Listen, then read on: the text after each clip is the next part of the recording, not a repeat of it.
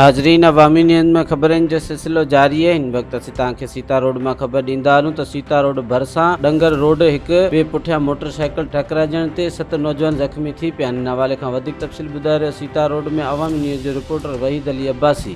जी बिल्कुलु, मां तव्हांखे ॿुधाईंदो सीतारोड ڀرسان ॻोठ ॾंगर रोड ते हिक ॿिए पुठियां मोटर साइकिलूं टकराइजण ते 7 नौजवान ज़ख्मी थिया आहिनि। इन सिलसिले में मिलियल मालूमात मुताबिक़ ॻोठ सांगी चांडियो खां ॻोठ आंदल चांडियो छह रहवासी मोटर साइकिलुनि ते सवार हुआ। नौजवान वंगार ते वञी रहिया हुआ त सीतारोड ڀرسان ॾंगर रोड ते रस्तो ख़राबु हुजण ते हिकु मोटर साइकिल किरण ते पुठियां ईंदड़ 2 मोटर साइकिलूं उन सां टकराइजी वियूं। नतीजे में इरफान चांडियो, लखमीर चांडियो, अब्दुरऊफ़ चांडियो, गाजी खान चांडियो, नूर हुसैन चांडियो, हिम्मत अली चांडियो समेत 7 नौजवान सख़्त ज़ख्मी थी पिया।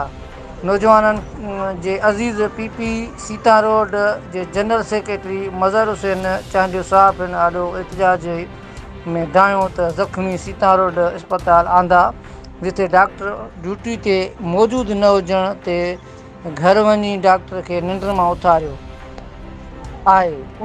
हिन दायो त तक़रीबन 2 कलाक असांजा नौजवान अस्पताल में बेयारो मददगार तड़पंदा रहिया। बाद में संदसि इलाज थियणु शुरू थियो आहे।